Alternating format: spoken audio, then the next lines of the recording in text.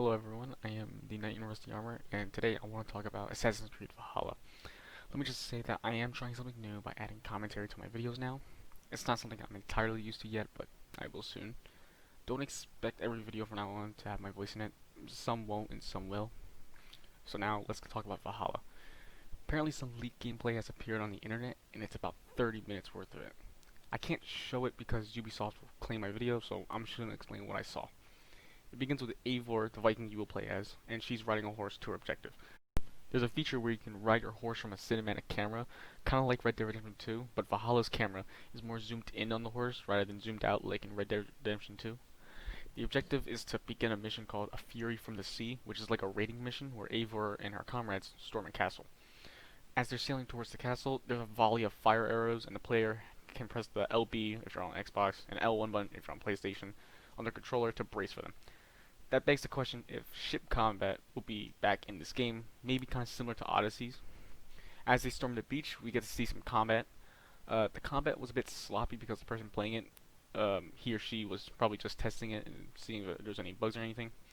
Also, do note that the gameplay was a work in progress, so if you watched it and saw some bugs and glitches, don't get too mad. Alright? The gameplay is interesting and pretty much different from Origins and Odyssey. Like if you get hit by an attack, a huge chunk of your health gets depleted. When you parry an attack, your window of opportunity isn't there anymore. It's just quick, and you have to be, quick and attack the enemy. This could be something old, and maybe when Ubisoft shows more gameplay at their game showcase event on July 12th, maybe a lot of the features will change. Furthermore, there's some new abilities like Eivor throwing axes at enemies and a kick attack. There's also an attack that lets you stomp on your enemies if they're on the ground and still alive. One small thing I did notice was that after you kill an enemy, there's a short animation where Eivor is shoving the corpse of your enemy off to the side. Another comparison is that in Origins and Odyssey, you perform a melee execution if there's one guy left, but in Valhalla, your enemies have a stun meter, and if it's broken, you can perform a melee execution. Some of them were just Eivor stabbing them with a sword or slashing them with her axe. And my personal favorite has to be where she grabs their shield and just bashes them with it. Now let's talk about the skills in Valhalla. Skill tree is different compared to Origins and Odyssey. In those games, you had a bunch of skills that you can unlock normally, but in Valhalla, there's these specific nodes, and each node upgrades a stat of yours, like extra health, more melee damage, more stealth damage. After a set of nodes, we have the skills.